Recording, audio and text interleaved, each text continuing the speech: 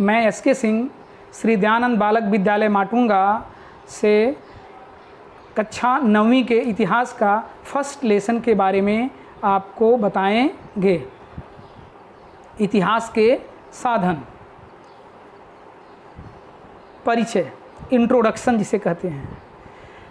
अब तक हमने प्राचीन, मध्ययुगीन और आधुनिक भारत के इतिहास का अध्ययन किया है। इस वर्ष हम स्वातंत्रोत्तर कालखंड के भारतीय इतिहास का अध्ययन करेंगे। आधुनिक कालखंड के इतिहास साधन प्राचीन और मध्ययुगीन साधनों की अपेक्षा भिन्न है। साधन कौन कौन से होते हैं बेटा? लिखित साधन, भौतिक साधन, मौखिक साधन, दृश्य श्रव्य साधन आदि के आधार पर इतिहास का अध्ययन किया जाता है। आधुनिक समय में हमें प्रादेशिक, राज्य स्तर, राष्ट्रीय और अंतर्राष्ट्रीय स्तर के साधनों का विचार करना पड़ता है। इस साधनों की सहायता से हम इतिहास लेखन कर सकते हैं। लिखित साधन क्या होते हैं? जैसे आपके स्क्रीन पर है, ध्यान दीजिए। लिखित साधन क्या है? लिखित साधन समाचार पत्र पत्रिका में दैनंदिनी ग्रंथ होते हैं उसमें, और पत्राचार, अभिलेखागार, कागज़ या दस्तावेज और सरकारी गजट भी इसमें आता है, और डाक टिकट और कोश साहित्य, ये सब लिखित साधन के अंतर्गत आते हैं।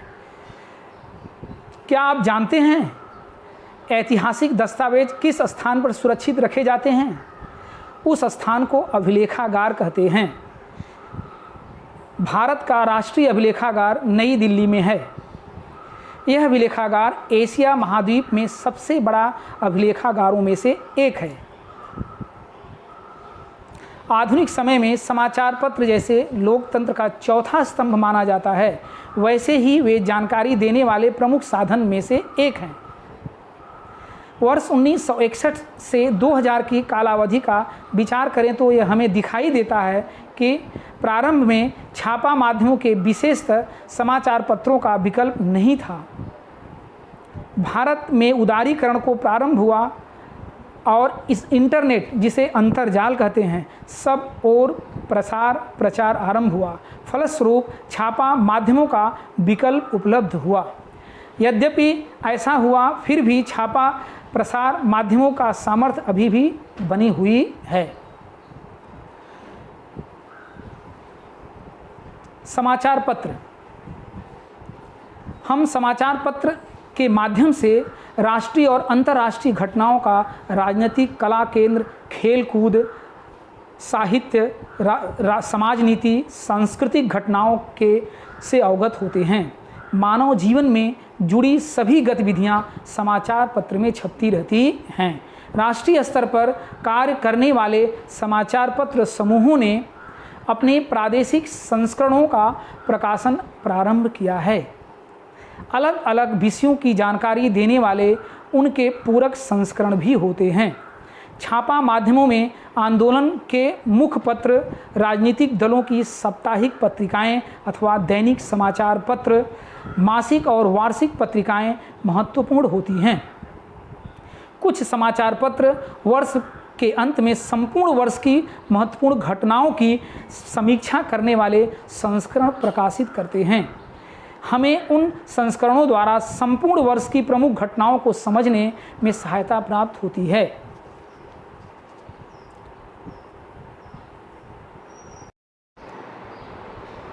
Press trust of India.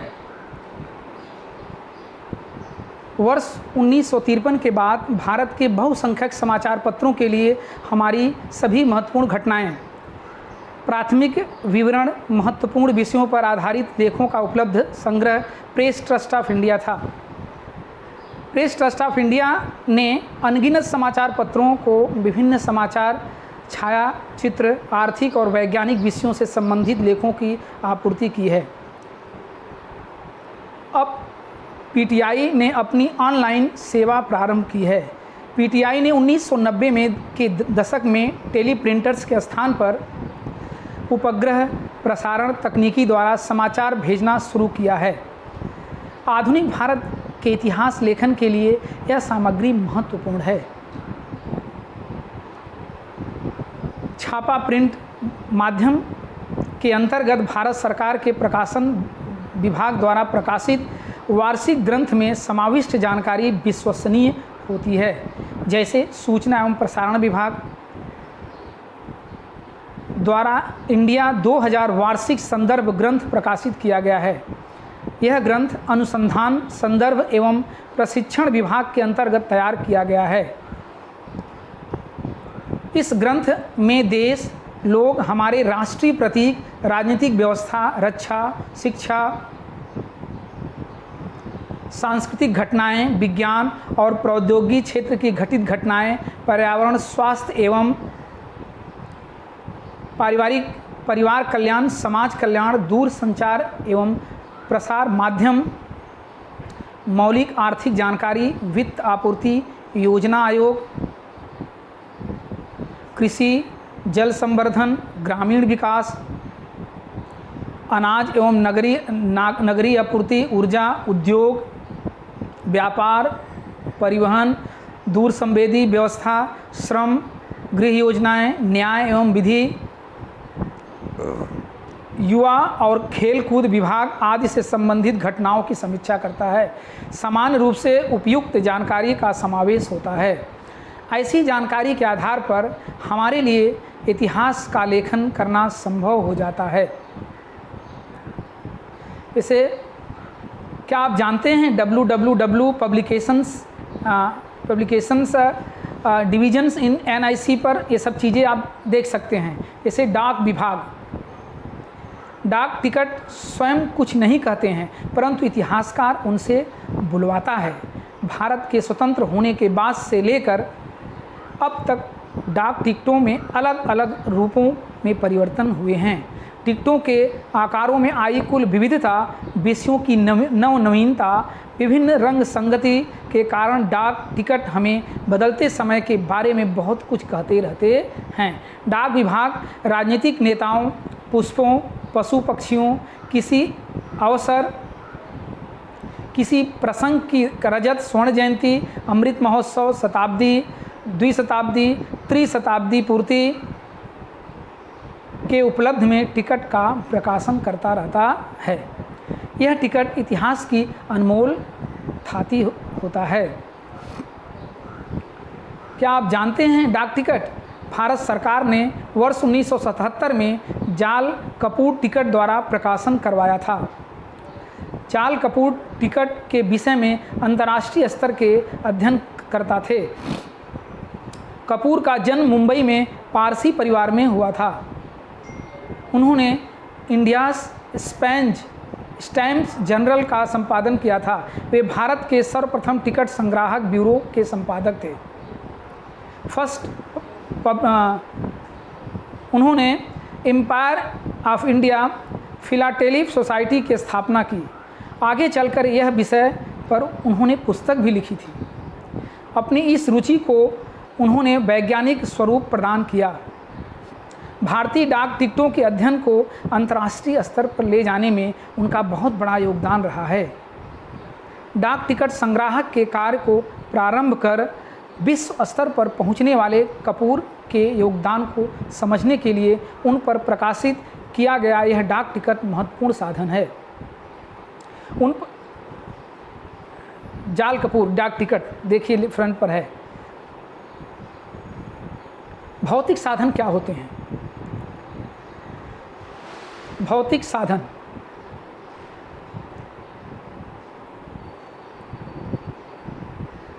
साधन बेटा जैसे सिक्के, प्रार्थना स्थान, दैनिक उपयोग में आने वाली वस्तुएं, राजमुद्रा, आभूषण, वस्त्र संग्रहालय और वेशभूषा और आधुनिक स्थापत्य, ये सब भौतिक साधन के रूप होते हैं। सिक्के में बेटा सिक्कों तथा बदलते एवं नोटों की छपाई के माध्यम से हम इतिहास के समझ सकते हैं। रिजर्व बैंक ऑफ इंडिया नोटों को छापने का कार्य करता है। उनका मुख्यालय मुंबई में है, जिसे रिजर्व बैंक ऑफ इंडिया कहते हैं। वर्ष 1950 से लेकर के वर्तमान समय तक के सिक्के, उनको बनाने के लिए उपयोग में लाई गई धातुएं, उनके आकार, उन पर अंकित विषयों की विभिन्नता के आधार पर हमें भारत की समसामयिक एवं महत्वपूर्ण समस्याओं का बोध होता है। जनसंख्या को समिति रखने का संदेश देने वाले ये सिक्के होते हैं। कृषि किसानों का महत्व बताने वाले सिक्के। संग्रहालय क्या होता है? संग्रहालय उनकी अपनी प्रादेशिक विशेषताएं बताने वाले वस्तु संग्रहालय हैं, जिसको सामने आपके, उनके आधार पर हम इतिहास को समझने में सहायता प्राप्त होती है हमें। जैसे मुंबई में छत्रपति शिवाजी महाराज वस्तु संग्रहालय है, जिसे म्यूजियम बोलते हैं। रिजर्व बैंक का पुणे में वस्तु संग्रहालय है। सरकारी संग्रहालयों के अतिरिक्त कुछ संग्रहालय स्वयं में संग्रहालय स्थापित करते हैं, जिसे देखो संग्रहालय ये है दिया गया आपके सामने। जैसे सिक्के, नोट, विभिन्न आकार वाले दिए, सरौते, क्रिकेट की सामग्री, ये सब फिगर आपके सामने प्रस्तुत है। मौखिक साधन क्या क्या होते हैं, ध्यान दीजिए। इस साधनों में लोक कथाएं, लोकगीत, लोकोक्तियाँ, ओवियाँ आदि का समावेश होता है। संयुक्त महाराष्ट्र आंदोलन के समय मौखिक साधन ये सब हैं। लोक साहिर, अन्ना भाऊ साठे साहिर, अमरलेख, ये लोकगीतों द्वारा कार्यकर्ताओं को प्रेरणा प्राप्त होती रहती है। मौखिक साधन में साहित्य में कोई घटना किस प्रकार प्रतिबिंबित होती है और कभी किसी घटना की ओर किस प्रकार देखता है, इसका एक उदाहरण मराठी कविवर्ष कुसुमाग्रज की कविता आवाहन है। यह कविता भारत और चीन के बीच हुए युद्ध की पृष्ठभूमि पर रची गई है।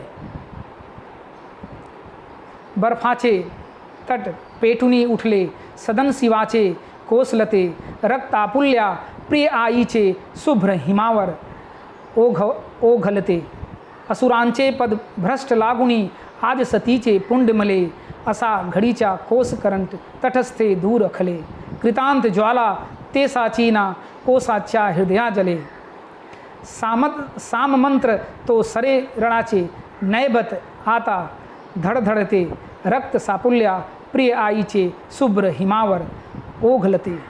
ऐसे ही अनगिनत घटनाओं पर लिखे गए साहित्य की खोज कीजिए। दृश्य और श्रव्य साधन क्या होते हैं? दृश्य और श्रव्य साधन दूरदर्शन, फिल्म, इंटरनेट, जिसे अंतर्जाल कहते हैं, आदि साधनों को दृश्य श्रव्य साधन कहते हैं। इनमें देसी और विदेशी चैनलों का समावेश होता है, जैसे हिस्ट्री चैनल, डिस्कवरी चैनल।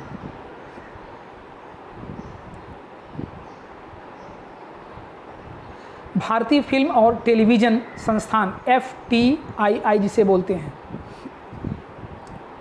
भारतीय फिल्म और टेलीविज़न संस्थान, भारत सरकार ने पुणे में वर्ष 1960 में लोक शिक्षा देने के उद्देश्य से इसकी film industry television institute of India नामक संस्थान की स्थापना की थी।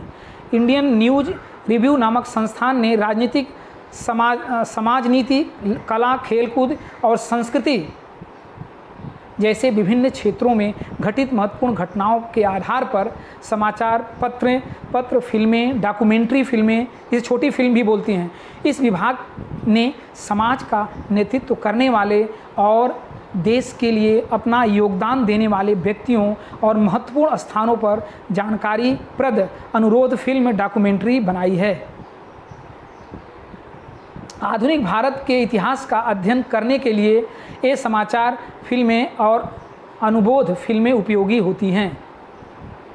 भारतीय टेलीविज़न के संस्थान क्या होता है? तुम्हें देशभक्ति के विषय पर बनी कौन कौन सी फिल्में पसंद हैं? जैसे तुम्हें जो फिल्म अच्छी लगती है उसका भावार्थ अपने शब्दों में लिखिए। अब तक हमने इतिहास लेखन के लिए उपयोगी कुछ साधन देखे हैं। 21वीं शताब्दी में के समय इतनी तीव्र गति से बदल रहा है कि ये साधन भी अपर्याप्त सिद्ध होते हैं।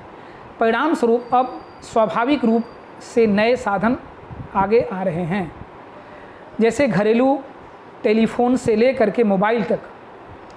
इस यात्रा में पेजर नामक साधन संपर्क करने के लिए अस्तित्व में आया था।